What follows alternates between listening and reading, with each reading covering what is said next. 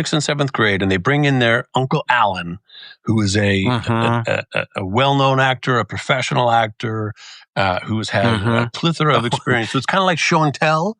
Does that increase their street cred in school? I think so. And I have to say, I was like going in there like, hey man, I'm Hey.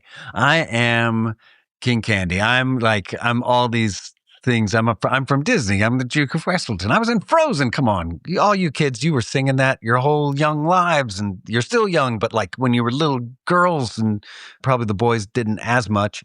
But you know what a lot of them said? And when it turned, they were all like, okay. Oh, they said, that was the one girl who said, what were you in where we could see you in it, your face? I was like, oh, old movies, things. There's one a long time ago called A Knight's Tale, before you were born. And she's like, I've seen that. And I said, yeah, I had really red hair in that movie. And she goes, I can see it. I was like, how dare you? How dare you? Once we were spacemen.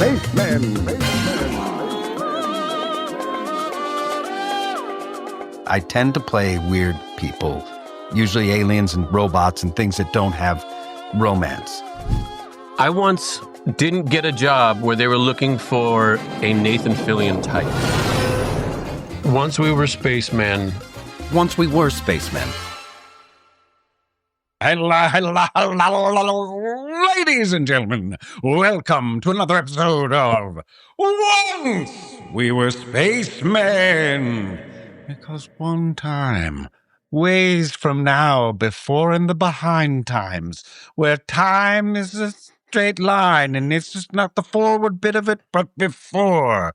We were once then spacemen, and now fast forward up to the place in the line and the time now. Still spacemen, we're spacemen. Alan Tudyk. Thank you, Nathan Fillion. What are you looking at when you were doing that? You're looking off into the corner of the room. Yeah, there's a house over there. You finding inspiration up in that little house? Finding inspiration. Those are my neighbor's house over there. Yeah. Alan, we had an experience together, you and I, very recently, where we went and did a podcast with none other than Brent Spiner and Jonathan Frakes. Name drop. Their podcast is called Dropping Names. And it was the four of us. It was like a crowd for our experience. I've never had a podcast with that many people. First of all. Yeah, it was great. And it was great. Second, it felt more like a morning zoo show. Yeah. Yes. And second, we were all spacemen at one point. Yeah, a couple of us were robots. And half of us. Yeah, half of us were robots. But he was a robot in space. Oh, I've been a robot in space. All right, never mind. Yeah, you're right. That was quite an experience for me, Alan. I'm not going to lie. Jonathan Frakes, I've run into them both before. So I've had a relationship with both these gentlemen.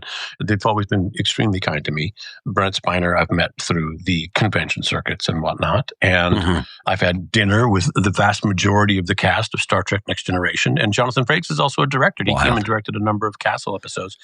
But down deep inside, in the 80s and 90s, I was watching Star Trek The Next Generation with all my buddies saying, every season, this show gets better. Every season, they pour more money into the effects. It looks like a film. It looks like a movie. Everything was so new and so fun. And so they were pushing the boundaries. And that was a cool show. And we loved it. Yeah, man. And back to Dropping Names with Jonathan and Brent. That was a lovely little adventure. Just being able to sit and chat with those two guys. I mean, 40 years they've been doing Star Trek. Wild. Incredible. Wow. Incredible. Yeah, that's insane. That's, wow. Yeah. And again, I'm such a fan. And the fact that we get to go and just sit down and shoot the breeze with those guys it makes us look better. It does. It looks like hey, we all belong here. I'm like, oh, secretly, right? I don't think I deserve this, but okay. When you're in the room, it's real casual and they're really inviting and it's really cool. You're just there. It's great. But when I saw it, I was like, wow, look at how it all just looks like we belong together. Yeah. It really shines us up. Well, what's interesting is that we all have a great deal of shared experiences. Right. Yes. And mutual respect. And yeah, I love their show. I love their show. I remember we used to talk about it. It was like one of those shows that you'd be like, remember what you think Deanna's going to be wearing that same thing she always wears? God, I hope so. I had crushes on her. I remember the episode times. where Data lied. He lied. And it was a big deal. Like, whoa. Oh, that's good. Yeah, it was incredible. It was incredible. That's so crazy because now we have AI and it can't seem to tell the truth. If you want me to lie, I'll lie. Yeah. Well, I wanted you to tell the truth. Truth. Well, I'm telling a version of a truth, I'm sure. Alan. Yes. What happens after you die? Decomposition, my friend. Does everything just snap off and go black? Game over. I mean, specifically for me, when I die, I'm going to be digested into the innards of a great white shark. Is that how you're going to go? You're going to be shark attack? Yeah. Shark attack. Eaten by a shark. Mostly eaten, please. I don't want one of those like 1, 2 like test bites and then leave me to bleed out and then I just salt water bleed out and die. I want maybe a tiger shark could do it. Oof. Tiger shark. Because they come up, they hunt in pairs, and you're like, "There's a tiger shark. I better be." Oh, geez! And then they hunt in pairs. I didn't know that. They can, yeah. That's what I was told when I was diving in the Red Sea. They said if you see a tiger shark, look around you because they hunt in pairs. Oh my goodness! And they will eat you because they eat anything. Whenever you see those things where they're like, "Oh, look, there's a license plate in the shark's belly that we are dissecting," that's a tiger shark because they just eat whatever's in front of them. So if you're in front of them, you could be. So you plan on spending some time in the ocean? Yeah, I'm going to keep doing that. I haven't been scuba diving in about over a year now. I had a planned trip and I got COVID, so I had to skip it. It's been a while for me too. You know, my brother took up golf, so he doesn't scuba dive with you because I was trying to put those things together. He's not chasing the scuba thing right now. He just chases golf right now. So listen, scuba's great and I love it. I do love it. Well, then we'll have to plan one without you. It's a lot of work. Work. Yeah. Look, we need to go. There's a place. And getting on a boat, traveling out to a site. And we're going to do a liveaboard. Oh my God. I've got the place. There's a place, this magical place. And I'm not going to tell you. Enough people know about it who are in scuba, but too many people already know about it. Like when there's a scuba, and we're going to get back to what happens after you die. Don't worry. For those people who are like, what happens after you die? We will tell you. We know the answers. But when it comes to liveaboards, there's a place in the ocean where the currents are just perfect and the coral is still alive, which is rare these days. I got the hookup and it's paradise. So, Alan, there's a short list of people I would willingly trap myself on a boat with, but you're on the list. Oh, good. You and Carissa. You guys are a company. Not only I can stand, but I seek out and endeavor to continue it. Nice. Well, thank you, man. Well, we can go risk our lives together. I mean, it would make it a special trip, but it would probably be scarring. I hope I don't get eaten by the shark on that trip with you. Me too. I really don't want to be around for that one. Yeah. Yeah, that would be it would ruin the rest of the vacation. So that'll be a different one. I'll be able to say it's how he wanted to go. Yep. Yeah. No, totally. I want to go in my sleep after a long, fruitful life and just be like, all right, I'm done with being old. I'm just going to take a snooze and not wake up from this one. Wow. Yeah. I like the idea of just getting it from just like, what happened? You're on the other side of it. Like, what just happened? Oh, I died from a shark attack. That's crazy. What happens when you die, Alan? What do you think? I think it's awesome. You know, there's people who die who have an experience of it being just the greatest thing ever. And they're like, you don't want to come back. That it's your happiest and you're just, it's light and all goodness and happiness. It's that. And it isn't, it's some kind of cosmic thing we can't understand. But there's definitely no hell and there's no heaven per se. There's definitely no dude there's no pearly gate. Like that, like we've made these things up as a way to understand them, but I hope it's just glorious and that's it. It's over, man. Gone. You don't give a damn about the people that you left behind because you have a better awareness of what life is. It's just this is such a short amount of time we're on the planet that I think you get a better sense of that. Somebody told me death is like being stupid. It doesn't hurt you. It just hurts the people around you. Yeah, I think that's it. You just get real stupid. Have you ever passed out? I have passed out. And you're just like suddenly wah wah wah wah wah wah, and then when you wake up, you're like, "What was that?" That I think it's just like that level of just no more. But then you go on. I think there is because I watch all these videos, man. Man, you gotta check out these videos. What to Watch on YouTube by Alan Tudyk. Turn it on. I would watch, if I were you, some of these, if you don't believe in these past live things of these kids, like these past live kids videos and past live videos. Sometimes there was one, there was a guy that he would put you under hypnosis and he would then look things up for you and be like, yeah, I think you died. This is you and this day. And like he could take what he got you in past lives. He would regress you. And then he'd be like, all these things line up with who you said. They would speak in foreign tongues that they don't speak in and things like that. Anyway, there's past lives. That's some option.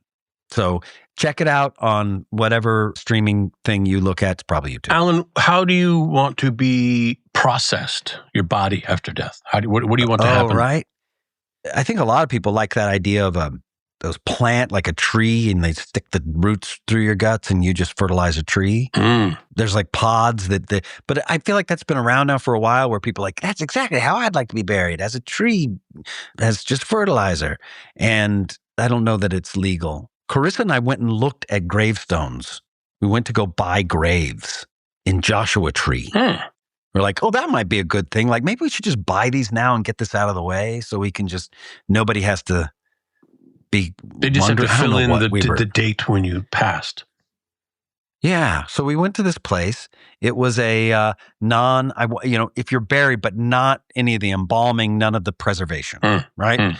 It puts you in the thing and we went out to Joshua Tree. Now it was Joshua Tree adjacent, or it was within the limits of Josh. I don't know. It was maybe Josh's tree. It wasn't quite what I was imagining as like a great expanse in nature. It was like off the side of a highway. It was pretty jank. And then we went and looked and I walked around and we looked at some of the plots. So Carissa and I are like looking around like maybe we'll live here for the rest of it. Maybe this will be our final resting place. And it's kind of just like dirt. And we're like, what about here? What about here? We could be side by side. And we were with this dude that you're like, if you met him anywhere in the world, you're like, I bet you work in a graveyard, don't you? Because he had the look, he's just total, very kind of tall, lanky, a little hunched, a little yellow in the eyes. Anyway, and he was showing us around and I said, so they just put you in this hole, huh? He's like, yeah, and we put some rocks on you. Just in case there's a flood, we don't want you floating away. And Chris and I were like, check, please. We're out. And we did. So that was the last time we looked for graves. Thank you, Ichabod Crane. I don't know how jazzed I am on the idea of, I look at a cemetery and I see a place where people can go if they care to connect with a lost relative or whatnot. But I think, what a waste of space and land, and why not have something that if you're going to go, like why not be like a place in a park that's really nice, or something commemorative, yes, but I just feel like a body buried in the ground and taking up that space is weird. I thought about, they can convert you now into a diamond. Now, that's pretty permanent. What? Diamonds are pretty hard, right? So if they could maybe etch onto the side of the diamond to say, contained within this diamond is the last remnants of Nathan Fillion, someone might find that in a million years and go, hey, what's this? Talk about a blood diamond. Hey, Haven! Honey! That is crazy. They can press you in, they can burn you down and press your ashes into an album. They do that too. Like a recording? you have you like saying, thank you, everybody, for being here? I don't know. Yeah, they do a recording. I guess you could do your favorite song on it. A diamond is nice, but who's, I guess, wearing you around? My plan right now, like if I was to die today, I would be burnt up and my ashes would be sprinkled in Stanley Park in Canada. Would you donate your organs? I don't know. I forget whatever I said to them when they asked me. The people, the organ people, maybe, sure. There was a Stephen King short story about about a guy who's like in a hospital bed and the person's just like, their loved one is there and they're like, I wish they would just let you die, and having this conversation, and they're putting glass in their eyes and trying to ruin the body more and more because the hospital was keeping them alive just for organs. And it freaked me out about organ transplant that I'd be kept alive on machines, but it isn't. That was a Stephen King. That would have been the clue. Pretty dark. Yeah, it was. Well, Stephen King, he's dark. Yeah. He puts pets in cemeteries. My grandmother was, we kind of refer to her as the ultimate recycler. She didn't waste anything. She didn't overuse anything. And when it came to, her wishes when she passed, she said, well, no one's going to want my organs because they're so old, but I don't want anybody having to bother with my body, I don't want it to be a burden on anybody. So just donate it to the university, have those medical students cut me up and see how I lasted so long. That was her deal. Have them chop me up for study so they can learn something, so I can benefit somebody in some way. I hadn't thought about it, but that sounds incredible. Maybe a bodies future. That bodies exhibit where they use the wax. Where you could become a piece of art. Yeah, you could just tour the world being ogled. Look at my nervous system. Look at my... I feel like we've passed over your what happens after you die. I didn't get an answer on that from you because I want to know, is it heaven? Is it hell? Is it reincarnation? I'm not big on religion. I don't really... There's just how many religions are there? About 1,000. And I don't think anybody's probably, we got it right though. I don't think there's the one religion out there that says, yeah, but we nailed it. I mean, there's 1,000 out there, but this one's the right one.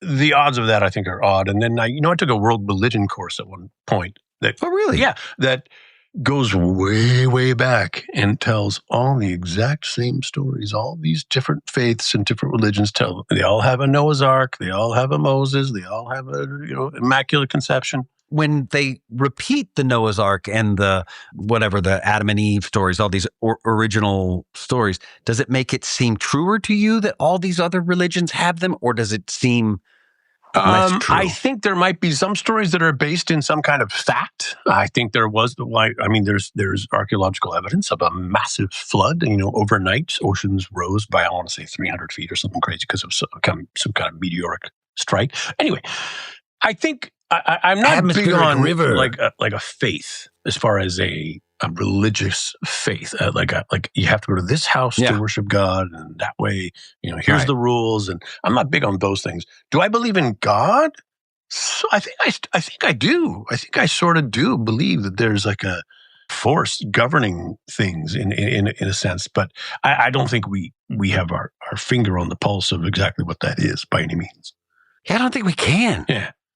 That's impossible. I mean, it's so... I like the idea of something, all will be revealed upon death. I think, but I don't think, I think it's more like what you say as far as those near-death experiences where people just, it's love and light and happiness and feeling pretty good about everything and you don't want to come back.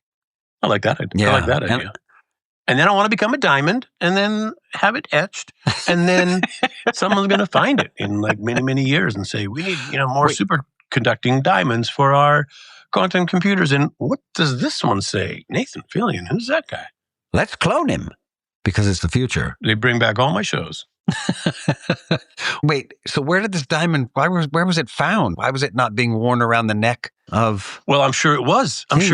But I mean, if you think about what exists right now that will still exist in 5,000 years, it's, I don't know, massive stone monuments, probably. That's about it. The Hollywood sign. Everything else is going to probably everything else will oxidize and rot. Wow. Except the diamond, my friend. Except the diamond. Right. Except the blood diamond that is Nathan Fillion. Yeah. Wow. Great. Yeah, we have no perspective of time. 5,000 years. I mean, that's nothing in like the Earth's timeline. Alan, we're here for a moment. Yes. Do you share a name with anyone in your family? Is there another Alan somewhere down the line that you were named for? No. Do you know how you got your name? I think I was supposed to be Alice. I thought you were going to be a girl. And like, crap, it's a boy. Alana and then Alan. No, I don't know. They just went with Alan. I guess it's just kind of that thing where you're like, this is the name for this one. How about you? Nathaniel? Are you Nathan? No, my name, my dad didn't go for Nathaniel. He was never into that. They were toying with the idea of Matthew, but my brother's name is Jeff, and they were afraid from Matt and Jeff, they would get Mutt and Jeff, who are a little cartoon duo, but nobody knows who they are anymore. You have to be of a certain age to even know who Mutt and Jeff are for Matthew and Jeff to be. But when you were young, they would know. Maybe some, but no one in my circles would ever know that. But no, I don't know. I think my mom came up with Nathan. Here's the thing: in my family, I don't know if I told you this. There's a tradition where the firstborn son takes the father's name as a middle name. So my grandfather was Omer. My father is Robert Omer. My brother is Jeffrey Robert. And when it came time for Omer, what is that name? Where does that come from? Omer. He was French. Omer, never. Oh, it's French. I don't know if it's a French name, but he was French. Omer. Omer. Isn't ER? Omer Fillon. That's very French. It was, I think. Sounds better in French. Here we go. Omer. It's Homer. Without the H. Like hot dog. Without the H. Omer. Omer. Oh, that's great. Mm-hmm. But I would have really loved, my dad wound up naming me for like, my middle name is after a TV star he liked, which kind of worked out for me. I mean, in my industry. But there were some pretty cool names on my mom's side that I thought would have been dandy for a middle name. What are you missing? What do you need? Tuco. Tuco? You could have been a drug dealer or Tuco, spelled Tycho, Scandinavian, Norwegian, something. It's a northern Viking name, Tuco. And then there was Quinter, which I always thought having the middle initial Q would have been. That's pretty good. Amazing. Yeah. Nathan Q. Fillion. Quinter. Wow. I like that name. What is your middle name as it is? Well, that's the thing. Online, if you were to look it up, it's Christopher. That's incorrect. I don't want anyone to know my middle name. It's like Rumpelstiltskin. It's out there. It's out there in the Ethernet as being Christopher. I'll let everybody believe it. But in reality, that's not what it is. I'm trying to keep it a secret as long as I can. Wow. Well, mine is Ray, now, someone out there, W-R-A-Y. Alan, someone out there is going to go endeavor to find it and go, I know what it is, and blow it. Hey, guess what? Don't do that. Don't do that. This is something, I don't want you to do that. So don't do that. Don't dox me. Don't go. I found out what it is. I don't know what you get out of that, but it's not worth it because mind your business. Let's see how that works. Let's see how it goes. I don't know. Let's see who's going to be the dill hole that does. He's not talking about me. I'm going to do it anyway.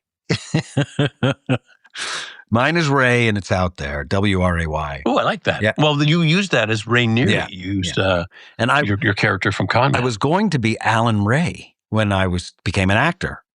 Because back when we became actors, you didn't change your name a lot. Like people change their names all the time. I mean, that I want to say like Marilyn Monroe, all those people like from way back in those days, people changed their names. But for me, I was like Tudyk. I don't think that's going to work. No one did.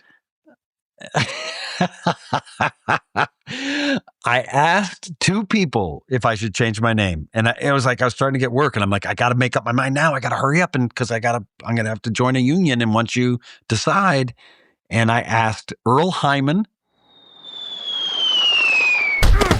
name drop,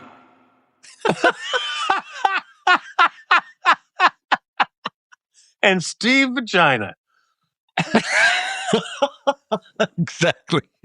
I think you asked the wrong guys. Yeah. Earl Hyman said, no, keep your name. What? Why would you change it? I don't understand. God bless Earl Hyman. And the other one was a playwright named Nicky Silver. Name drop. That's a great name. He has a great name. And I was just starting. He helped me get my first agent. And I told him, I ran into him years after and said, I'm Alan Tudyk instead of Alan Ray because of you. Because I asked you and you said, ow, Ray? No, everybody's thinking you're going to be Martha Ray then. They're going to think of you as Martha Ray from the Beverly Hillbillies.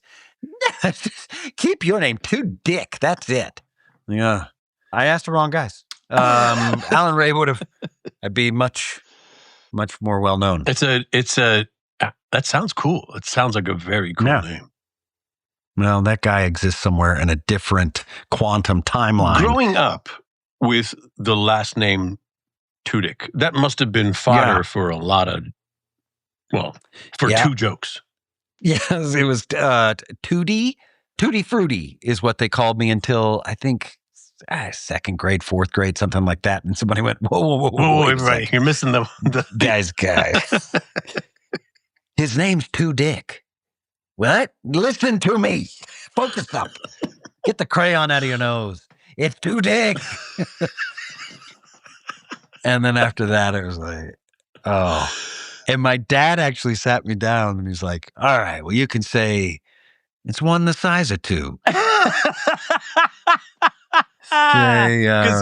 Double your pleasure. Listen, you're about to embark on what is the family curse. Yeah. Let me tell you how I dealt with it. Same way as grandpa before you and his grandpa before you. Double your pleasure, double your fun. That's what they always say. You can use that one. Use that one. I forget what they all were. Those are the two that I remembered. But I had, people call me Tudyks. Well, Tudyks are better than one. Tudyks. Yeah. It is the name. But you know what?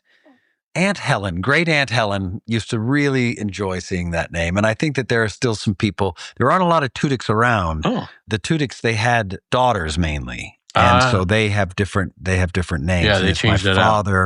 Yeah, and I didn't have kids, and my sister didn't have any kids, although she would have changed her name. My brother has had one child. So there's not too many Tudyks. Not too many Tudyks. So in the future, who knows? It doesn't, what are you going to do? I think it'll be okay. According to scientists, we don't have much time. So really, hey, Nathan, let's do a get to know you about the thing you don't know about me and I don't know about you. Alan, let's get to know you better. Let's play the song. Okay. I know you and you know me. Let's get to know you better. Okay, go. What is it? I want to say, though, because if this one's being put out after the one that we did prior to this, I said I was going to read from my journal. Oh, yeah. I said I couldn't find it. Oh, okay. So it's because I'm packing. Everything's packed in different weird places. We have time. We have more episodes to go. So we'll take one off the top. Okay, so maybe in the future I can do selections from Alan's journal, and I'll read just a small section of curious writing that I'm just saying maybe. Okay. So now, something you don't know about me, buddy.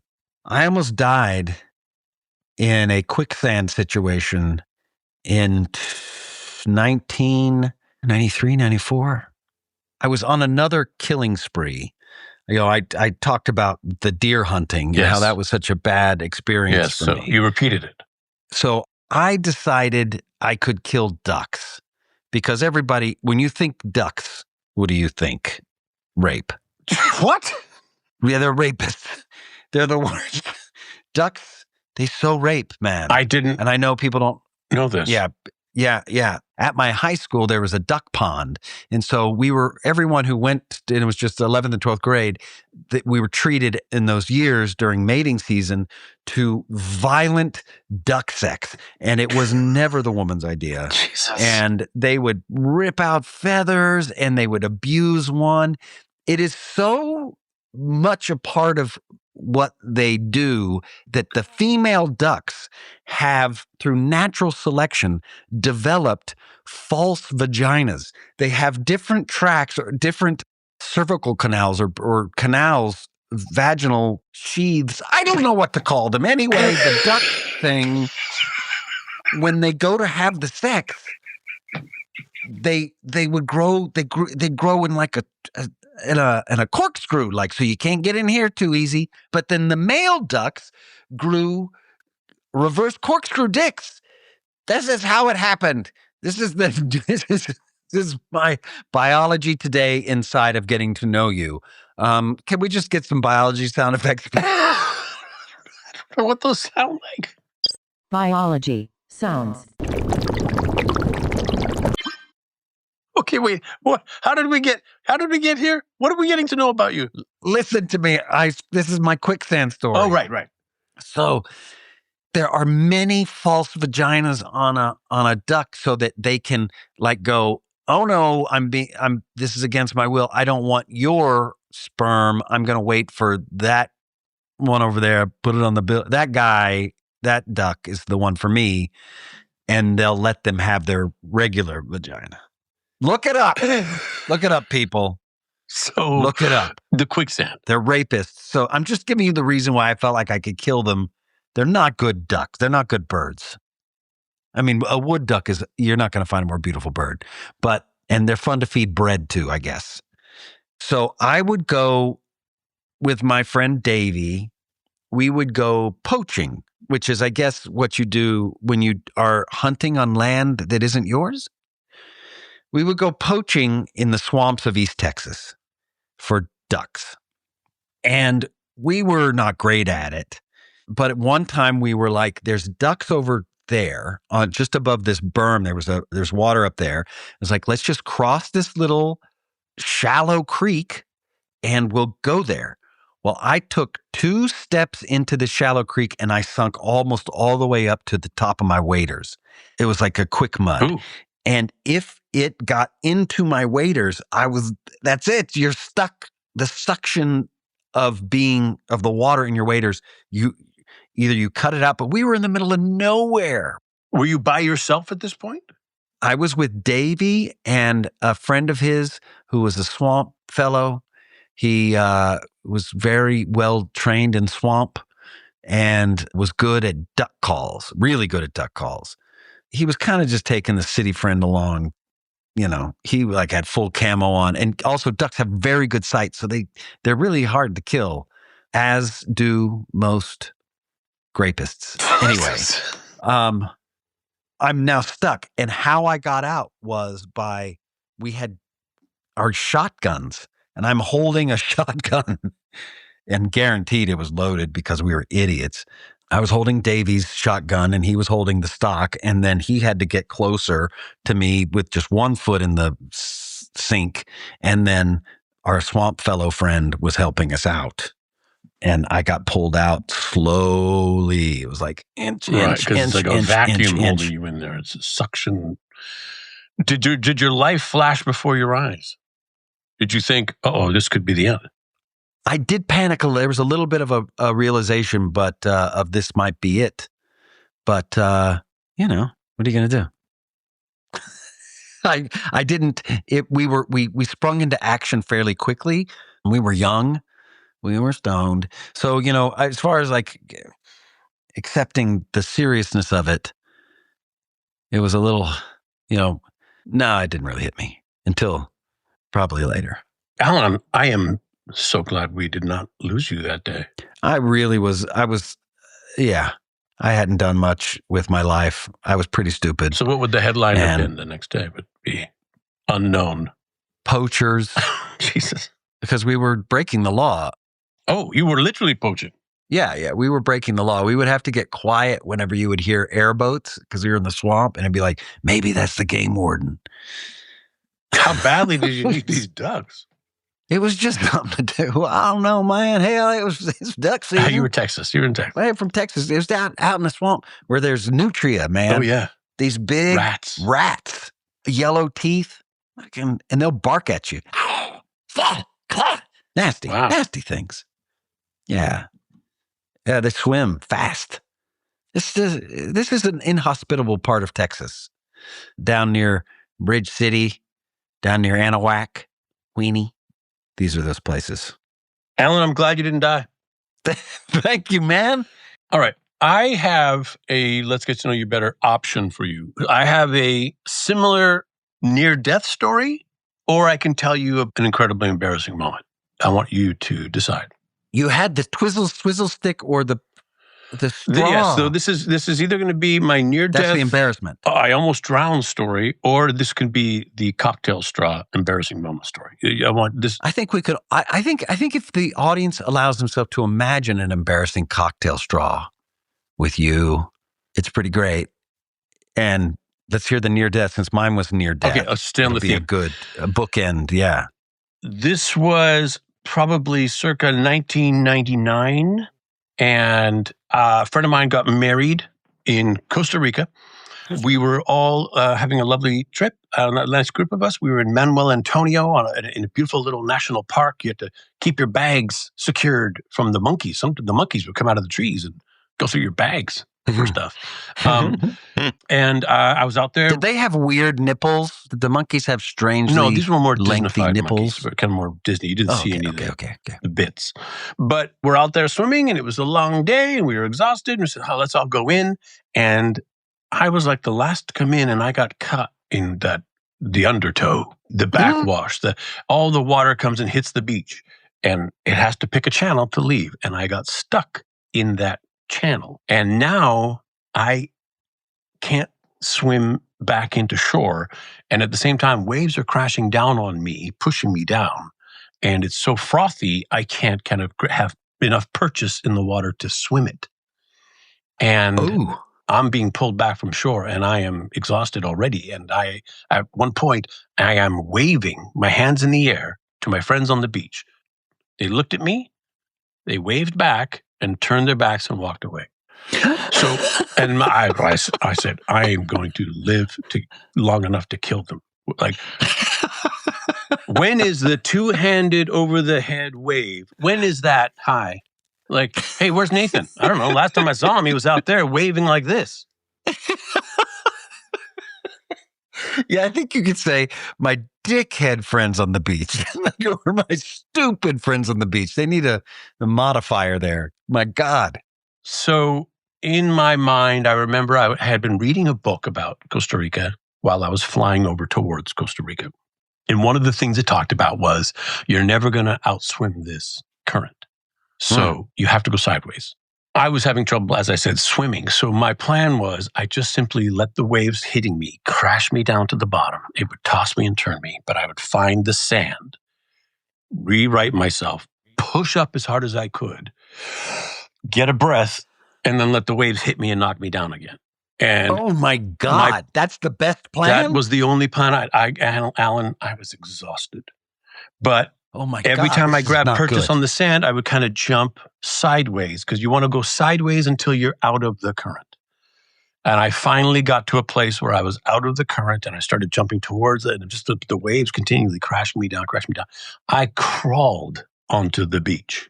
Oh my God. Onto the beach. I nearly died that day. Buddy.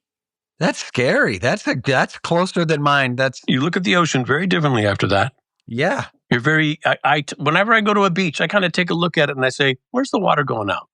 All the water's coming at this beach. If it's a lot of water coming at the beach, where's it going out? Where's it going out? And wait, this is also Costa Rica. What is the place you were thinking about retiring? Also to Costa Rica. But I wasn't going to, my plan is not to retire in the ocean. In the water. You're going to mock the ocean from the shore. I'll just, you know what? You have to have respect for water. You have to have respect for water. Period. Yeah. Panic is your enemy. It's a shallow creek with, yeah. Oof. And, yeah. Try. Buddy, I'm so glad you didn't die that day. Me too. Try not to look delicious. That's my other plan when I'm in the water. Don't look too delicious. Man. Yeah. So we both had a little brush with death. Yes. Near water, in water. I would have been a muddy water, quicksand. We had Molly Quinn as a guest for one of our podcasts. Yes. I can't remember if we told this story, but Molly Quinn and I were standing under one of the buildings on New York Street. We were filming at the New York Street on Paramount lot at night. And just the two of us standing next to each other. She was standing closer to the building than I was. And I don't know why, but I looked up and I saw one of the windows on the third floor tip out and fall. And I grabbed her and spun her around to the other side of me, and the window crashed right where she was standing. This big thing kind of smashed, and everybody froze. She looked at me and she goes, "You just saved my life." Yeah. Yeah. That was very close. I don't know what possessed me to look up at that moment, but I looked up just as that's tipping out, and I had time to just grab her and shift her over to the other side. I didn't move. I was in the clear, but put her from one side to the other and smash. Buddy. Yeah. That's great. We didn't tell that story, I guess. No, we didn't. That's a man of action there. That's a man of action. One of the few rare times I was in the right place at the right time and did the right thing. Some people in that same situation would freeze. I'm not saying it's me, but somebody would go, and make that noise instead of act. And the same amount of time it took you to move her out of danger would have made a type of sound. Yeah. And then watched her perish in front of you. I have a question, Alan. Yes. You're married. I totally got married. You have in-laws. Yes. How do you get on with your in-laws? That's like, it could be a slippery slope. It could be great. It could be difficult. What's your experience like with in-laws? I like my in-laws. That's great. I like my in-laws. Yeah, I do. It is interesting. I have nieces then too. So I have these two young nieces who are that they look at me and say, "That's Uncle Alan." And I know that I had uncles that were like my mother's brother's kids. Or no, my mother's brother's wife was aunt. Right. Was my aunt. The married in, the uncles that married into the family. And you don't think of them as, but they're not quite my family when you're a kid. They're aunt. Yeah. You don't discern who's which from outside. So I've got nieces who see me as Uncle Alan, and they're just getting to an age. It's pretty great. I went and spoke to their school not too long ago. Whoa. Yeah, I got to go speak to their school about being voiceover because it was career day. What grade are we talking? What grades? 6th and 7th. So these girls are in 6th and 7th grade, and they bring in their Uncle Alan, who is a well-known actor, a professional actor, who has had a plethora of experience. So it's kind of like show and tell. Does that increase their street cred in school? I think so. And I have to say, I was like going in there like, "Hey man, I'm hey. I am King Candy. I'm all these things. I'm from Disney. I'm the Duke of Westleton. I was in Frozen. Come on, all you kids, you were singing that your whole young lives, and you're still young, but like when you were little girls, and probably the boys didn't as much. But you know what? A lot of them said, and when it turned, they were all like, okay. Oh, they said, that was the one girl who said, what were you in where we could see you in it, your face?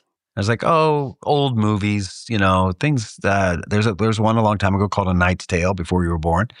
And she's like, I've seen that. And I said, yeah, I had really red hair in that movie. And she goes, I can see it. I was like, how dare you?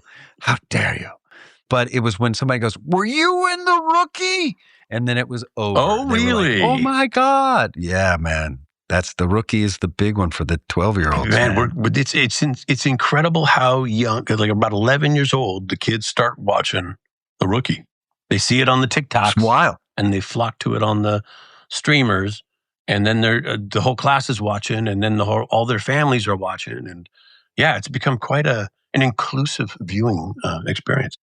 My parents were teachers. My brother was a principal, retired now. And when you say was, he's retired? My brother's retired, my friend. How old is he? What the fuck is this? Can we retire?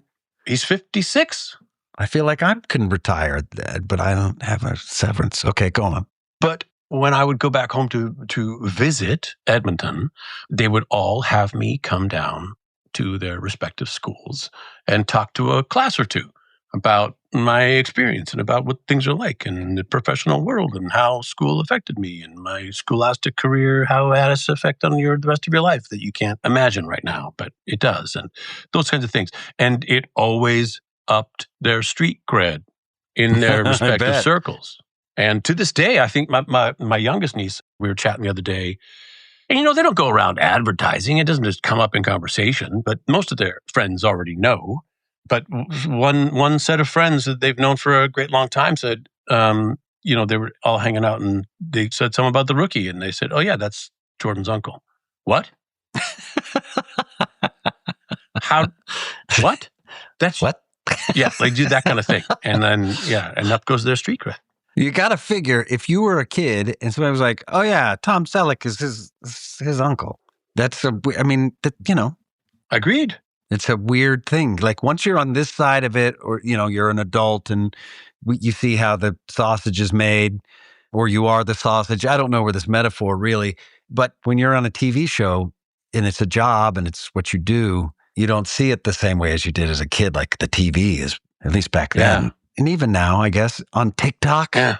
The TV has always been for me a magic window, a peek at this other world, this other life, this other thing that's going on that is somehow unreachable and unattainable. And now, like you said, I'm on the other side of the sausage factory. I'm on that inside part of it, but I can still see the joy that it brings. We get a lot of visitors to the set of The Rookie. People want to come by and say hi. Dwayne Johnson dropped by. Name drop. Because his daughter was turning 12 and this was... What? The guy who plays The Rock. Dwayne Johnson is The Rock. He called a friend who had a friend who was connected to a friend who... I hope we dropped that name and it was a big rock, because that's a big guy.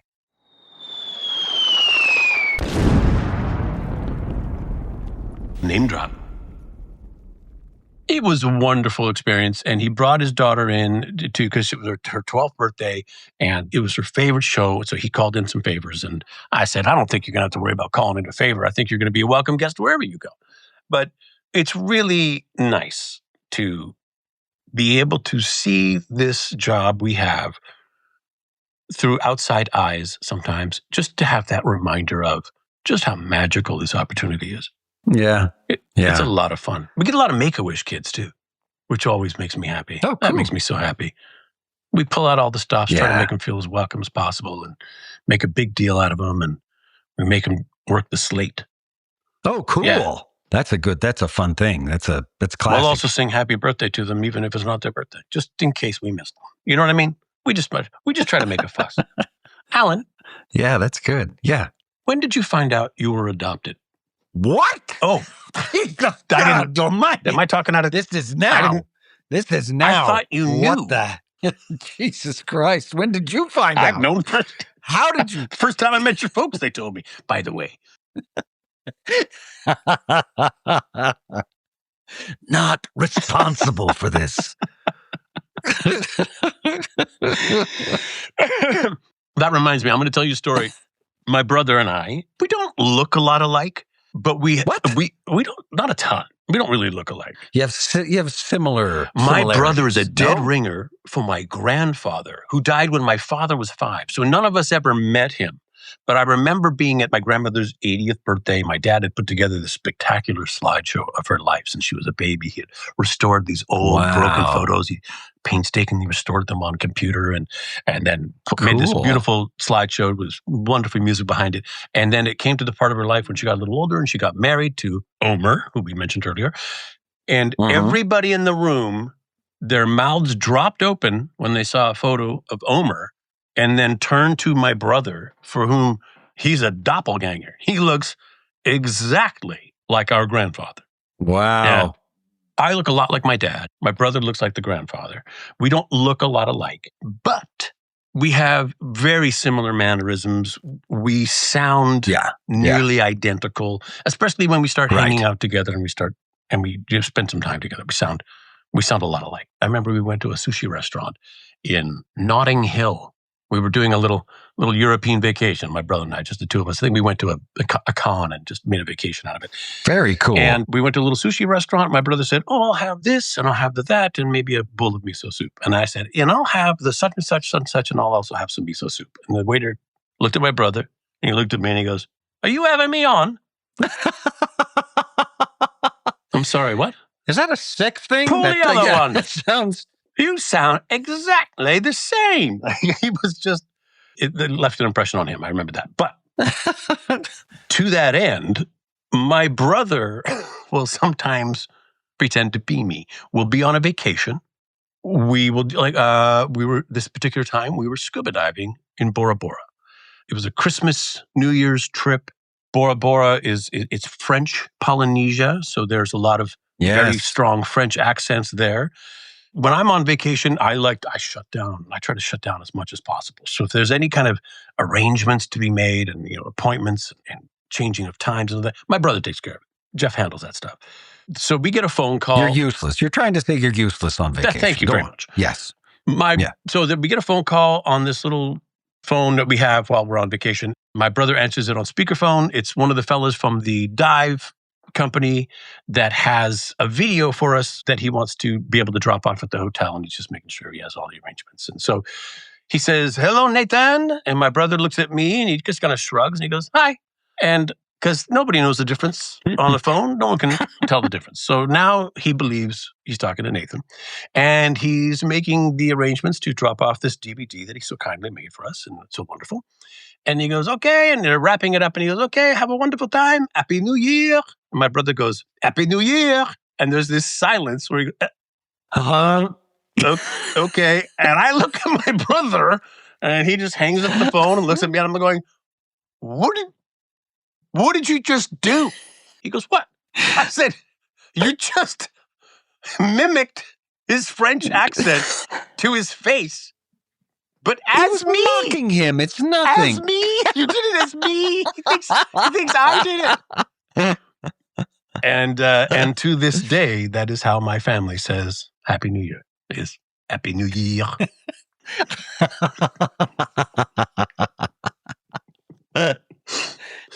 My brother. Excellent. Oh, boy. What? What happened? What? All right, man. Did we do it again? Do we do what? Another episode. I feel like we did one. Okay. Well, do we need to sign it off and say goodbye? Is that all we need to do?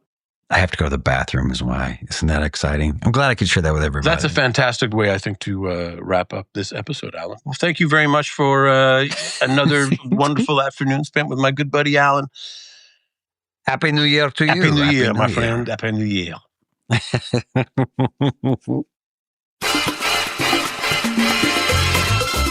Hello, and thank you for listening. This is Nathan Fillion. Now is the part where I read aloud the credits for our show in my best telephone voice. So, put on some headphones, lay back, and relax, because this is our time. If you haven't yet, you can always head over to our Patreon to get bonus content, longer episodes, and a chance to get your hands on some incredible crap. If you loved the show, please leave us a review and feel free to tell all your friends. If you didn't love the show, now is the time for quiet contemplation. Once We Were Spacemen is a Collision 33 production. Some of the names I will mention are my favorite people in the world, and some of them have room for improvement. You know who you are. If you hear your name being read, please stand up. This show is produced by Siobhan Homan, Michelle Chapman, and Josh Levy of Collision 33. We are edited, mixed, and produced by Resonate Recordings, with special thanks to Courtney Blomquist and Adam Townsell. Our theme music is done by Carlos Sosa and Joshua Moore. Artwork by the incredible and incomparable Louis Jensen. But I'm going to tell you right now, I think he fakes his accent. Until next time. Don't look too delicious.